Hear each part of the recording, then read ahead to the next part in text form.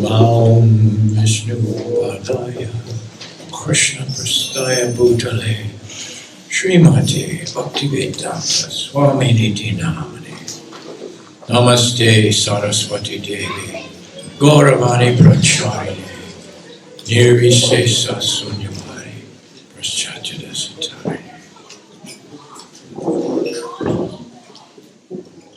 First of all, I offer my deep felt thanks to Mayapur Madhavadasa, all of you special angelic devotees for inviting me back to Birmingham. Thank you.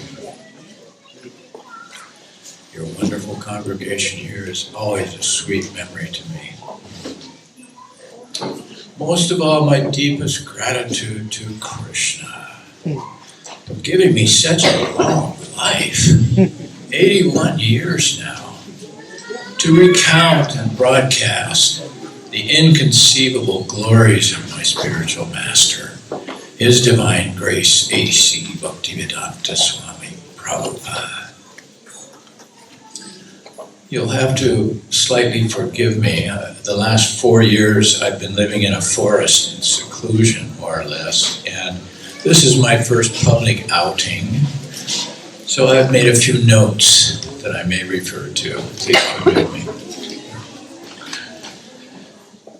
Isn't it a marvelous thing to be a Hare Krishna Vaishnava devotee? This material world is more than ever such a madhouse of uncertainty, wars raging, political upheavals, and now a new one, global epidemics. The lightning fast pace of technology, which leaves most of us totally confused. How lucky we are, huh? As Vaishnavas, wherever we go in this world, gone mad, we're a family, united in love for God, and protected by Krishna at every moment, certain and safe from the craziness around us. Am I right? I mean, you all seem like my family. I don't know any of you, barely, but it's like being at home with my family. How lucky we are as Vaishnavas. And coming back to UK now, 56 years it's been, I'm overwhelmed what I see here today. This tiny acorn seed that 6 of us young and inexperienced devotees planted here in 1968 has grown now to this mighty oak tree. It's a forest of huge oak trees stretching from one end of the British Isles to the other, the length and breadth of this land. Thousands of pure, energetic Vaishnavas, thousands, tens of thousands. I asked Vishaka how many devotees were registered at Bhaktivedanta Manor, and she said 60,000. That's in one location. Temples in almost every city of this land. The Prime Minister dropping by for darshan. The Hare Krishna Mantra ringing in almost every nook and cranny and street in this wonderful country. These Avanti schools instructing thousands of children in the perfect way of life. Such a miracle could only be the will of the Supreme Person, Krishna, manifested through his very special warrior, Srila Prabhupad. Bhaktivedanta Swami. Did you ever meet a perfect person? A living person, but without any error, totally pure, whose physical beauty and grace is constant, yet changing, ever attractive. Someone who knows everything, the living embodiment of all knowledge, Srila Prabhupada. Most of you know the story, how it happened those 5 decades ago, how the Swami captured a few of us, and how in such short time the Hare Krishna culture exploded all over the world. And did we have fun? The Swami's mood is hilarious, as serious and as grave as the absolute truth can be. It's also the reservoir of delight and pleasure. And the Swami tickled our funny bones. He was the living example of how much fun life is aboard his magic sailing ship, chasing rhinos with the Swami. We were laughing so much in those early days that one day I asked Srila Prabhupada, he was just called the Swami then, Swamiji, what is laughter? He replied, laughter is the difference between what you expect will happen and what really happens. It's surprise, isn't it? Krishna consciousness is a constant surprise to us. When we see Krishna's hand in every event and in every phenomenon, it's always surprising to us. Therefore, we laugh a lot. We're joyous. I think that's the thermometer of our progress in Krishna consciousness, how much we laugh. It's all pretty ridiculous, isn't it? This was the Swami's famous marching order for our little army. We should always be enthusiastic to try for capturing the rhinoceros. That way, if we fail, everyone will say, never mind, nobody can catch a rhinoceros anyway. And if we succeed, then everyone will say, just see what a wonderful thing they have done.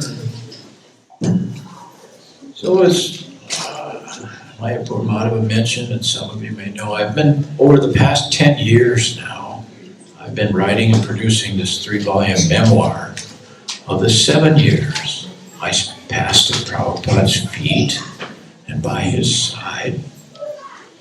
At first as his trusted lieutenant, and then for years as his personal secretary, with him day and night, 24 hours.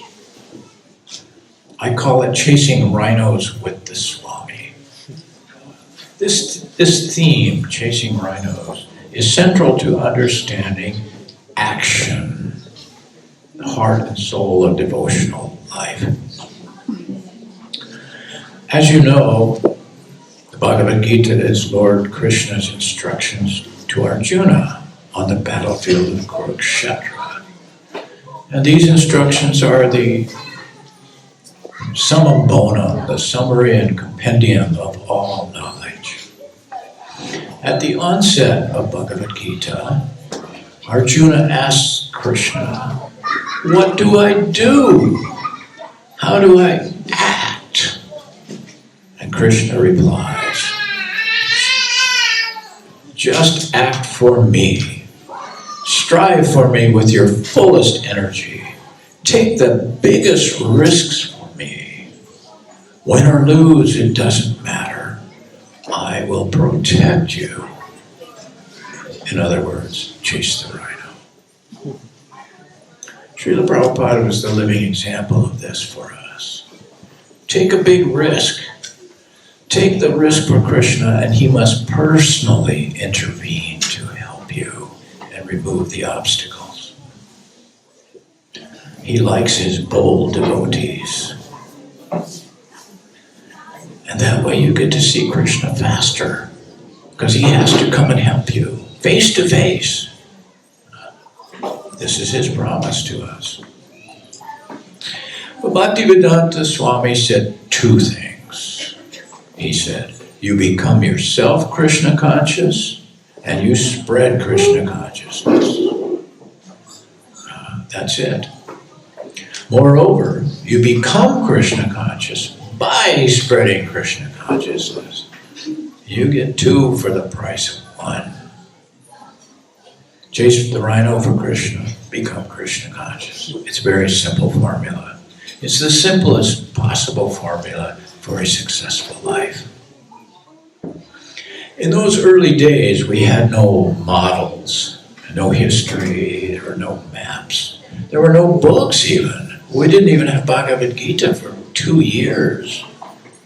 We had only the Swami, his personal example, his words, his courage, how he had chased the rhino to America as an old man with no money, no friends, no plan really. Totally under Krishna's protection. And the Swami never minced words. He said to us each day, "What I am telling you will save humankind. You must help me change the world." Change the world. Become Krishna conscious yourself and change the world. That's Prabhupada's one and only request for us. So you might have seen these volumes 1 and 2. Has anyone seen the previous volumes? Okay, well, most people. Well, before I introduce you to volume 3, I understand this is your Snana Yatra day, so I should probably talk a little bit about Lord Jagannath. I'll tell it quickly, if I can, how Jagannath appeared in the Western world. It's hard for you, all of you young people, to realize what the times were like when Prabhupada first came to us in 1967. But at that time there was no Indian migration. There were no Indian people on the west coast of America. Prabhupada was the first Indian person I ever met. So we had no background in Krishna culture whatsoever. Only the Swami. And there were only like 20 of us in the whole world. And the Swami came to us. He lived upstairs in an apartment. So we tried everything we could think of to try to get his attention. One day I was walking in my apartment near the temple in San Francisco, and I saw a little figurine on the mantelpiece above my fireplace. I said, "Malati, what's that?" And she said, "Oh, it was a little doll I found in the import store in San Francisco." In those days, nobody had ever seen any products yet from India. So anything that said "Made in India" on it was a novelty to us. We wanted to see what it was about. And this little doll, she said, had "Made in India" stamped on the bottom. So I thought, maybe if I take this doll to the Swami, I'll get some time with him and I'll ask him what it is. So Mukunda, my best friend, he was kind of in charge of the Swami's doorway. So I asked Mukunda, "Can I come in and show this doll to the Swami?" And he said, "Sure, let's do it." And Prabhupada saw that doll. I handed it to him.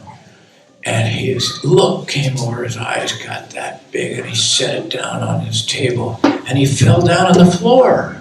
And Bhaktivedanta lay down. And he was chanting something in Sanskrit. Jagannath Swami, Nayana, like that. And we were totally surprised. The first thing he said, "Are there 2 more?" And I said, "I don't know, Swamiji. Malati found this in a shop. Bring Malati." So Malati came eventually, and he asked her, "Are there 2 more?" And she said, "Yes, there are 3 barrels of dolls in the shop." He said, "Bring them." And then he sat us down and told us the story of Lord Jagannath. Eventually, he asked me if I could carve big size this little doll. And I said, "Yes, I could." He said, "Well, you carve all 3 and we will install them in the temple." all right, a service for Srila Prabhupada. So, moving fast, I carved the deities. They were installed on Lord Chaitanya's appearance day in 1967. And then Prabhupada was leaving for New York, but he told us a quick story. He said, once a year that Lord Jagannath, Balaram, and Subhadra liked to go to the beach for a week. He said, I'm going to New York, but I'll come back if you can organize a trip to the beach for the deities. He said, it's too late now to build a big car like they like. So you just rent one lorry and put on the back something and take them there. Okay, so we did. We gradually organized the first lorry to take them to the ocean in July of 1967. And then someone told us that they had read about a ceremony called Snana Yatra. We didn't know much what that meant, other than this person told us Lord Krishna gets a little cold about a week before Rath Yatra, and he likes, you take him to a private place and treat his cold. So we didn't know much about the story, but I'll read you a little description of the very first Snana Yatra in the Western world.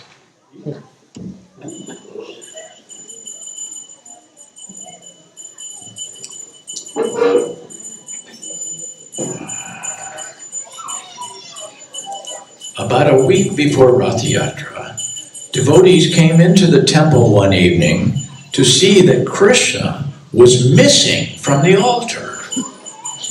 Balaram and Subhadra were there, but where was Krishna? You see, we didn't quite understand the story. So Malati and I, earlier in the afternoon, we'd gone behind the curtain, taken Krishna, and we had an apartment a few blocks away, and in that apartment, another bedroom was, we shared that apartment with a devotee called Haridas, who was the president at San Francisco in those days. So we took Lord Krishna, we put him in Haridas's bed and pulled the blankets up around him because we thought we were supposed to treat Krishna for his cold. The Swami had told us a story about Lord Jagannath. Just before Rath Yatra, the deities are given a bath. And sometimes Krishna catches a small cold and will disappear from the altar for a few days to get well. This is his sporting play with his devotees. So we had this bright idea that Krishna should be taken somewhere to recover from his cold. And we secretly took Jagannath out of the temple one day and put him in Haridas's room, in his bed, at our place on Haight Street. Haridas came to the temple that night, and when the curtains were open, Krishna was gone. Everybody was stunned. Haridas yelled, "The Hell's Angels have taken our deity!" For those of you who don't know the Hell's Angels, they were a motorcycle gang of criminal-type personalities, and their headquarters was next door to the temple. So he immediately accused the Hell's Angels of stealing Krishna. He ran over there, angry. Where's Krishna? We didn't do anything. A quote from Malati. We didn't say anything, and that night Haridas came home and walked into his room, and he just about fell over because there was Lord Jagannath in his bed. Just his big eyes sticking out from under the covers. But we didn't have the story exactly right. What is supposed to happen 2 weeks before Rath Yatra, there is a ceremony in Puri called Snana Yatra, where all three deities are publicly bathed. Then, because they each catch a small cold, Jagannath, Balaram, and Subhadra are taken to a special room where they are pampered for several days and given special treatments and offerings to make them well. So that was the first Snana Yatra. But please allow me tonight to introduce you to this volume, Volume 3. It's hot off the British press and the ink is still practically wet. Volume 3 is the Summum Bonum, the final chapter. And I think it's the most exciting description yet of Srila Prabhupada's wisdom and adventures among us. And most particularly, this book will interest you guys, I think, because most of the book takes place in Great Britain. Prabhupada's adventures around London, the Berry Place, the Rath Yatras. And it also recounts the acquisition and early days of Bhaktivedanta Manor. And most importantly, this book describes almost day by day Srila Prabhupada's 3-month-long visit to the manor in the summer of 1973. So this is Volume 3. Srila Prabhupada, for nearly 2 years, racing around the world. First in Mexico, then all over North America, then Europe, London, Amsterdam, Scotland, France, Switzerland. There's a story in here that takes place in Zurich, which most of you, I'm sure, have never heard before. When Prabhupada and I sat down in the Swiss Credit Bank and bought 9 kilos of gold and played the market for a week and sold it at a huge profit. And then on to Vrindavan, where he delivered his month-long famous lectures on the nectar of devotion. And then on to Bombay to describe the months-long legal battle over the Hare Krishna land property in Juhu with that demon Mr. Nair. This story describes Srila Prabhupada. Well, Srila Prabhupada was expert in everything. He was expert in every subject. But I had never seen him before as a legal expert. He was the sharpest lawyer in town, or advocate, or solicitor, whatever you call him here. Srila Prabhupada's legal mind was sharp as a tack, and how he defeated all the courts and lawyers in Bombay for 2 months. And then on to England, where he settled down for the most dynamic, powerful episode in all of his adventures. The summer of 1973 at Bhaktivedanta Manor.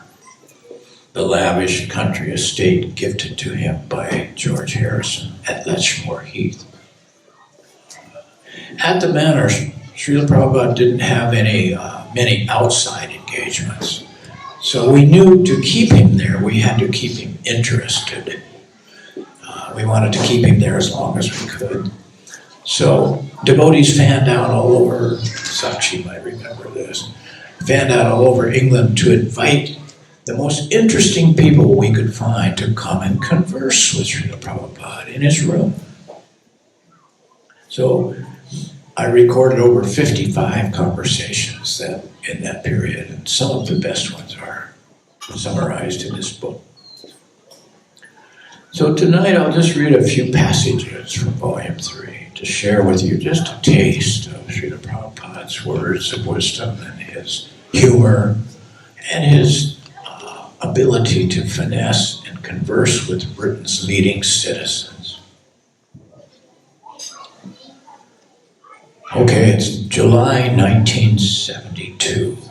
It's the 4th annual London Rath Yatra. And it's Srila Prabhupada's first Rath Yatra in Britain.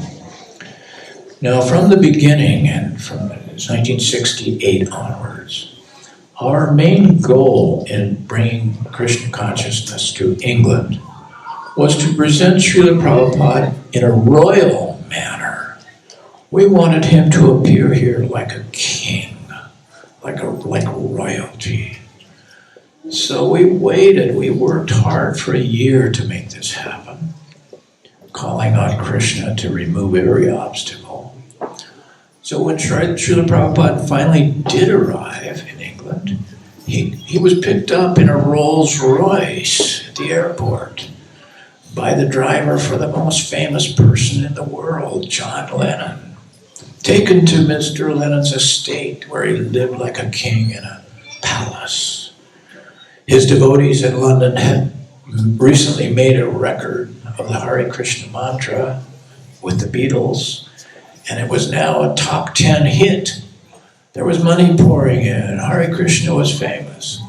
So Srila Prabhupada arrived in Britain like a king. And at his first Ratha Yatra, I think we could call this his first public announcement to the people of Britain. So I'll just read what happened that day. If you were a disinterested Englishman descending the steps from the National Gallery after that Sunday afternoon's viewing of Van Gogh's Sunflowers and the Turner collection, you looked out into a strange sea of commotion at Trafalgar Square. If you were in an Indian's body, you'd be sweating from the 3-hour march and feeling a new hope rising in this cold land.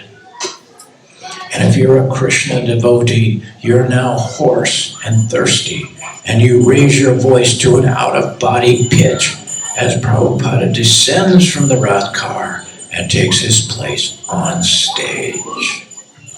And Srila Prabhupada begins. Ladies and gentlemen, I thank you very much for coming here and participating in this great movement. The purpose of this movement is to cleanse the heart. We have created so many problems in our life simply on the platform of misunderstanding. What is that misunderstanding? The misunderstanding is that we are accepting this material body as the self. But there is another nature, which is called spiritual nature. So that spiritual nature, or spiritual sky, is described in the Vedic literature that there is no need of sunshine, there is no need of moonshine, there is no need of electricity. So our only business is to transfer ourselves from this sky to that sky, that illuminating sky. That is the Vedic injunction. Don't remain in this world of darkness, come to the world of light. That was Prabhupada's introduction to the people of Great Britain. So a week passes by at Berry Place.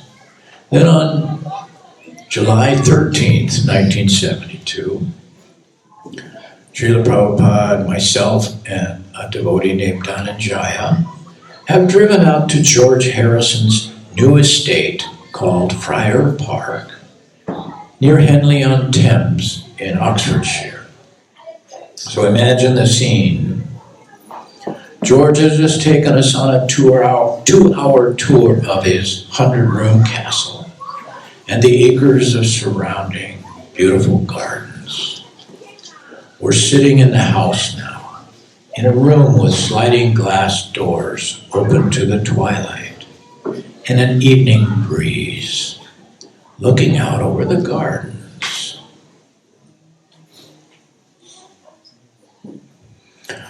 Prabhupada sits in an armchair in the half-light, and there is, yes, a bluish aura around him and around us. Time is suspended in the gloaming as Prabhupada gives us transcendental vision and takes us with him into the spiritual world.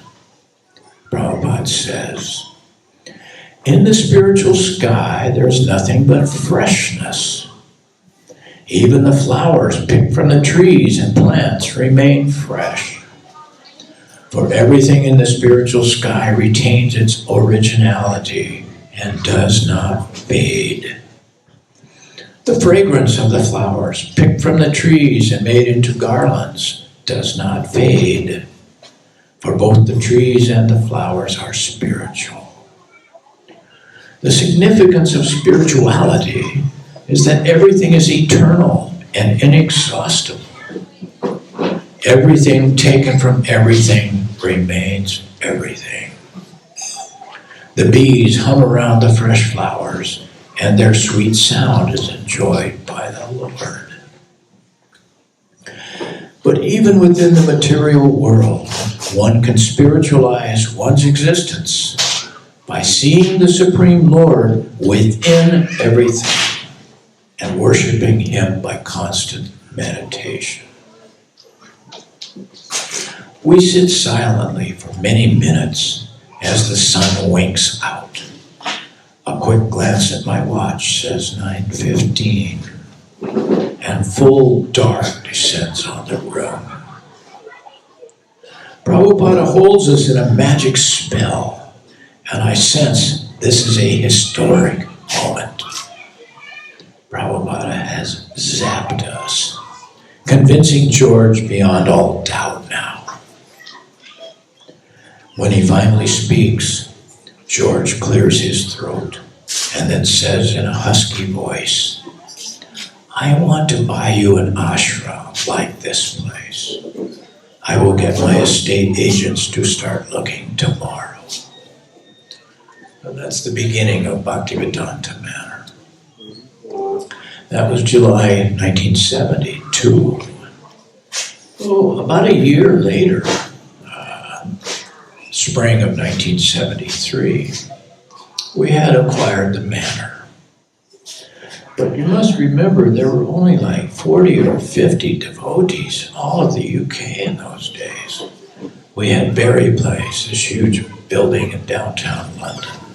We had Sankirtan parties twice a day up and down Oxford Street. We had new centers in Ireland and other places in UK.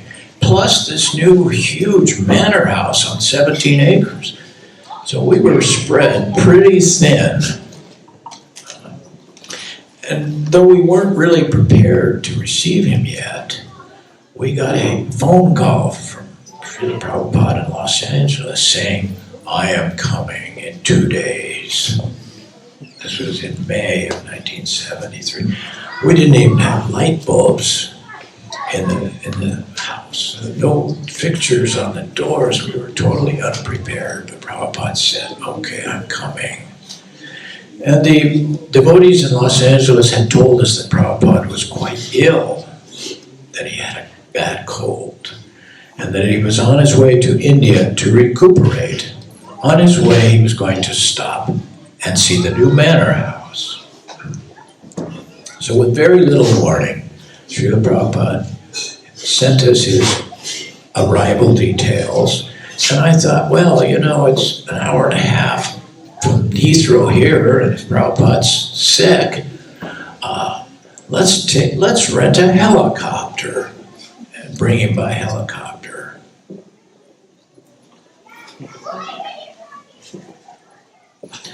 On the morning of May 23rd, face pressed against the lurching, rain-spattered plastic bubble, I struggled to see the M1 motorway somewhere below. "A little more to your right," I holler at the pilot. "I think we're almost there." I had blown my last 400 pounds on this 10-minute, 15-mile helicopter ride from Heathrow to the manor. Prabhupada has a bad cold, they had said. My thought was, if we go by chopper, he'll be spared the hour-long drive from the airport in this nasty weather. Now I'm very anxious. Sorry that I'm putting him through this gut-wrenching experience. I look over to see Shrutakirti, his ghost-white face, jaws clenched, as the 3-passenger battered Bell 206 skitters and claws its way through the storm. Leaning forward, I glance at Prabhupada. buckled to the front seat, expecting the worst. His eyes dart from instruments to trees and hedges, the green blur close below, whispering Krishna at a rapid pace. But his face is lit by an uncommon joy. Take calm, taking it all in. That special look that means, yes, another adventure. Being in that helicopter is like being inside a bouncing plexiglass basketball. It's all I can do not to heave my breakfast. Yes, there are the power lines. The manor suddenly emerges through a wall of water. That's it. Land on that big lawn in front. A sea of devotees swarms onto the lawn, dancing. I can't land there, they must move, yells the pilot. I wave my arms, signaling the crowd below to move, while the chopper hovers, flattening the grass with circular downwash, blasting garlands from devotees' hands. They get the message, move well back, and we land. The helicopter thunders off. And in the welcome silence, Prabhupada stands beaming beneath a held umbrella, greeting his British children lying face down on the drenched lawn. Up to his chin in rhododendron garlands, he raises his eyes to the elegant manor facade and says, "Oh, so nice this house Krishna has given." So Prabhupada goes on to India, and then he returns 5 weeks later. Now it's early July 1973, and Srila Prabhupada attends the 5th annual London Rath Yatra. You may have read about this spectacular event. Prabhupada was in India to recover his health. He was still feeling very weak, and I was told that he was really not in good health. So I rented a little car to follow the Rath car from Hyde Park Corner to Trafalgar Square in case Prabhupada needed to leave or if he got sick or needed to rest. But he got out of my car at Hyde Park Corner and proceeded to dance all the way to Trafalgar Square non-stop. His hands raised in the air. There are many photos. It was an unbelievable display of Srila Prabhupada's transcendental energy. So back at the manor, there are no outside programs. So as I said before, we brought all of these people to converse with him. Scientists, philosophers, theologians, artists, historians, famous rock stars, movie people, race car drivers, teachers, Buddhist monks, Christian priests, even Harry, the village policeman. And you'll see in these conversations Prabhupada's amazing ability to finesse whoever was conversing him with. And in all of my years with Srila Prabhupada, thousands and thousands of conversations, I never once saw anyone leave his company unsatisfied. Srila Prabhupada was able to satisfy anyone in conversation. I'll just read a few snippets. There are long conversations here, very important ones, but I'll just to give you an idea of Prabhupada's perfect logic and finesse. Okay. This with Mr. Waddell, the headmaster at a boys' school near the manor. Mr. Waddell, but are there not things about which in the mortal life one can have no clear idea? Prabhupada, but if you get clear idea, why you do not take it? We are always in wrong idea because we are born ignorant. Therefore we send our boys, children, to school to correct the wrong ideas. Mr. Waddell. But some of the teachers may not be correct. Prabhupada, no, then he is not teacher. If a teacher is wrong, he is cheater. That is our proposition. Then with 3 college students who ask basic questions about yoga. Student, I don't follow at all. Prabhupada, then you'll never be able to follow. Just like, why do you accept the Queen as the Supreme? Student, we don't. Prabhupada, oh, then you are not very sane. With 3 educationists who had traveled a long distance to hear from the Swami. Prabhupada. So our process is to force the student to hear. Then he'll be awakened by hearing. Therefore, Vedic literature is called Shruti. Shruti means it has to be received by hearing. You may be uneducated, it doesn't matter. If you simply hear from the right source, you get right knowledge. There is no need of education, simply by hearing. With a Protestant minister, Father Tanner. Father Tanner says, I think I'm mostly teaching them to love one another.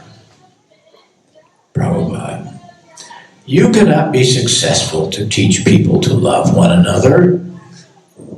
That will never be successful. That has never been successful. But if you can teach people how to love God. Then 2 Buddhist monks. Prabhupada hears them patiently, agrees with many of their precepts, avoids controversy, but still makes his point. The monk says, we do not believe in a God. We believe that incomparable bliss and shanti, peace everlasting, is the most perfect. Prabhupada, at least you follow the leadership of Buddha. First of all, you have to follow a perfect leader. Then whatever he says, that is perfect. You have given a definition of peace. Krishna is also giving a definition of peace. I am the proprietor of all planets. I am the friend of everyone. I am the enjoyer of all fruitive activities. And when one knows me like that, he gets shanti. This is the peace formula given by Krishna. On and on, but the next 60 days would be the highest point, the perfection of my years by Srila Prabhupada's side. I watched with awe and supreme enjoyment as he shared his love for Krishna and for philosophy with a broad spectrum of people from British society. Prabhupada was the relaxed country gentleman, watching the seeds he'd sown blossom and spring into abundant fruit. Of course, wherever Prabhupada was perfect. But this haven of English soil in Hertfordshire seemed to be extra special to my spiritual master. And he was enjoying these soft, sunny days, the challenge of sharp minds, with a very special relish. So after 3 months, Srila Prabhupada left Bhaktivedanta Manor in late 1973, and we were all very sad. So after he left, I walked through the gardens at Bhaktivedanta Manor and meditated on Srila Prabhupada's presence among us and his departure.